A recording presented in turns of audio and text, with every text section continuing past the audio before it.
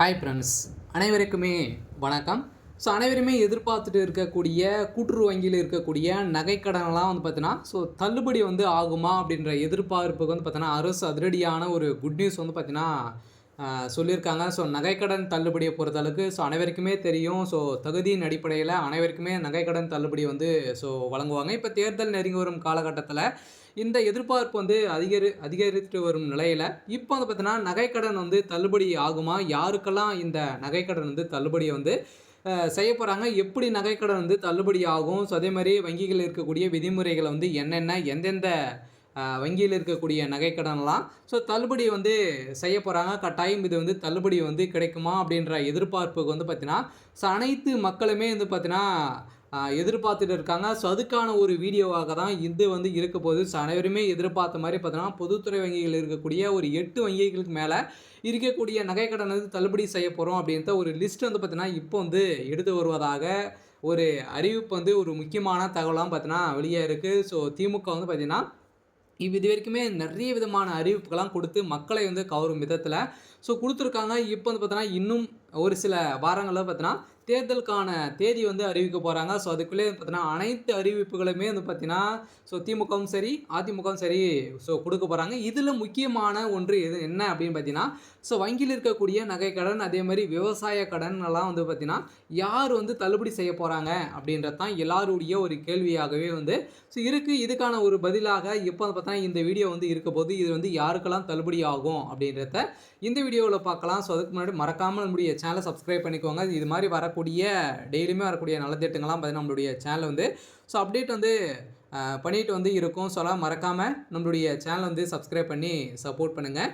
வாங்க வீடியோக்குள்ளே போகலாம். இந்த நகைக்கடன் தள்ளுபடியை பொறுத்தளவுக்கு பார்த்தீங்கன்னா இதில் யாரு கிடைக்கும், யாருக்கெல்லாம் கிடைக்காது அப்படின்னு பார்த்தீங்கன்னா ஒரு லிஸ்ட்டை இப்போ வெளியிட்டிருக்காங்க.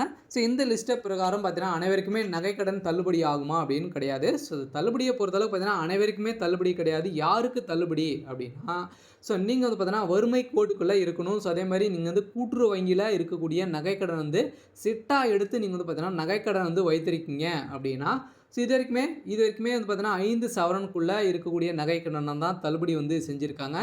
இந்த வருடம் பார்த்தீங்க அப்படின்னு பார்த்தீங்கன்னா நகைக்கடன் தள்ளுபடி ஆகுமா அப்படின்றத ஒரு மிகப்பெரிய கேள்விக்குறியாக இருந்தாலுமே நகைக்கடன் தள்ளுபடி யார் அப்படி கொடுக்குறாங்களோ அவங்க பார்த்தீங்கன்னா ஒரு மிகப்பெரிய வெற்றி பெறலாம் அப்படின்ற எதிர்பார்ப்பு இருக்குது. இருந்தாலுமே நகைக்கடனை பொறுத்தளவுக்கு பார்த்தீங்கன்னா இப்போ நகைக்கடன் பார்த்தீங்கன்னா நகையை பொறுத்தளவுக்கு 1,25,000க்கு மேலே பார்த்தீங்கன்னா ஒரு சவரன் போயிடுச்சு. இதுக்கான எதிர்பார்ப்பு தான் குறைந்திருக்கு. இருந்தாலுமே இந்த நகைக்கடன் இது வரைக்குமே 2 சவரனுக்குள்ளே இருக்கக்கூடிய நகைக்கடன் தள்ளுபடி ஆகலாம் அப்படின்ற ஒரு தகவலும் கிடைத்திருக்கு. இருந்தாலுமே நகைக்கடன் தள்ளுபடி யாருக்கு கிடைக்கும் அப்படின்னா கூட்டுறவு வங்கியில் இருக்கக்கூடிய நகைக்கடன் பார்த்தீங்கன்னா நீங்கள் சிட்டாக எடுத்து வைத்திருக்கீங்க அப்படின்னா அந்த நகைக்கடன் தள்ளுபடி ஆகும். நீங்கள் 10 சவரனுக்கு மேலே நீங்கள் வைத்திருமா அவங்களுக்கும் தள்ளுபடி இதில் ஆகாது. இவங்களுக்கு தான் தள்ளுபடி ஆகும். யாருக்கெல்லாம் தள்ளுபடி ஆகாது அப்படின்னு பார்த்தீங்கன்னா தள்ளுபடியை பொறுத்தளவுக்கு நீங்கள் பார்த்தீங்கன்னா 10 சவரன் 5 சவரனுக்கு மேலே நீங்கள் வைத்திருந்தீங்க அப்படின்னா உங்களுக்கெல்லாம் தள்ளுபடி கிடைக்காது அப்படின்றத சொல்லியிருக்காங்க. அதில் 5 சவரன் கிடைக்குமா அப்படின்னா அது மாதிரி எந்த ஒரு அறிவிப்பும் இன்னுமே வரலை. இருந்தாலுமே பார்த்தீங்கன்னா இதுக்கான தள்ளுபடி அறிவிப்பு கட்டாயம் இவங்களுக்கெல்லாம் கிடைக்கிறதுக்கான வாய்ப்புகள் இல்லை. நீங்கள் பொதுத்துறை வங்கியை பொறுத்தளவுக்கு பார்த்தீங்கன்னா ஒரு 8 வங்கியில் இருக்கக்கூடிய நகைக்கடன்லாம் தள்ளுபடி ஆகும் அப்படின்ற மாதிரிலாம் சொல்கிறாங்க. அது உண்மையா அப்படின்னா கட்டாயம் தள்ளுபடி ஆகிறதுக்கான வாய்ப்புகள் இருக்குது. எந்தெந்த வங்கியெல்லாம் இருக்கலாம் அப்படின்னு பார்த்தீங்கன்னா இந்தியன் பேங்க்கு, அதே மாதிரி ஸ்டேட் பேங்க், கிராம வங்கிகள், அதே மாதிரி பார்த்தீங்கன்னா கூட்டுறவு வேளாண்மை துறை வங்கிகள், இது மாதிரி பார்த்தீங்கன்னா கூட்டுறவு சார்ந்த ஒரு 5 விதமான வங்கிகள்லாம் அதில் தள்ளுபடி ஆட் ஆகும். இது கட்டாயம் எதிர்பார்த்த மாதிரி தள்ளுபடி நகைக்கடன் தள்ளுபடி வரும். இன்னும் கூடிய விரைவில் நிறைய விதமான அறிவிப்புகள்லாம் கொடுக்க போகிறாங்க. இதில் யாருக்கு தள்ளுபடி ஆகும் அப்படின்றத நம்ம இந்த வீடியோவில் ஆராய்ச்சி நம்ம பார்க்கலாம். இதில் தமிழகத்தில் எப்பவுமே பார்த்தீங்கன்னா கூட்டுறவு வங்கிகளில் வழங்கப்பட்ட நகைக்கடன் தள்ளுபடி என்பது அரசின் குறிப்பிட்ட வழிகாட்டுதலின்படி மற்றும் தகுதிகளின் அடிப்படையில் தான் நம்மளுக்கு இந்த தள்ளுபடி அறிவிப்பு கொடுக்குறாங்க.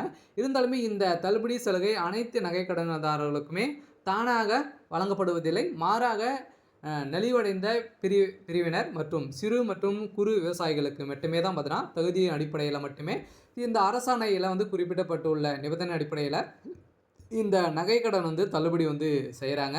இந்த திட்டத்தின் கீழ் ஒரு குடும்ப அட்டைக்கு ஒவ்வொருக்கு மட்டுமே பார்த்தீங்கன்னா அல்லது அரசாங்கம் குறிப்பிட்ட எடை வரம்புக்குள்ள நகைக்கடன் மட்டுமே தள்ளுபடியாக பரிசீலிக்கப்பட்டுள்ளது. உதாரணமாக சில திட்டங்களில் 5 சவரன் வரை உள்ளிட்ட நகைக்கடன்களுக்கு தள்ளுபடி வழங்கப்பட்டுள்ள நிலையில் இந்த எடை வரம்பு அரசாணைக்கு ஏற்ப மாறுபட்ட கூடியதாக இருக்கும். மேலும் அரசாணையில்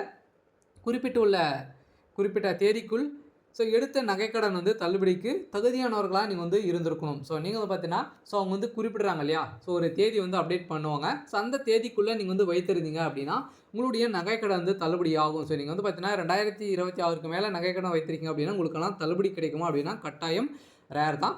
நீங்கள் பார்த்தீங்கன்னா தள்ளுபடி அதுக்குள்ளே நீங்கள் வைத்திருந்தாலே போதும். உங்களுடைய நகைக்கடன் தள்ளுபடி ஆகும் அப்படின்றத பார்த்தீங்கன்னா ஒரு அறிவிப்பு கொடுக்க போகிறாங்க. அது என்ன டேட் சொல்லலை. இருந்தாலுமே நகைக்கடன் இந்த தகுதியெல்லாம் இருந்தது அப்படின்னா உங்களுக்கு தள்ளுபடி ஆகும்.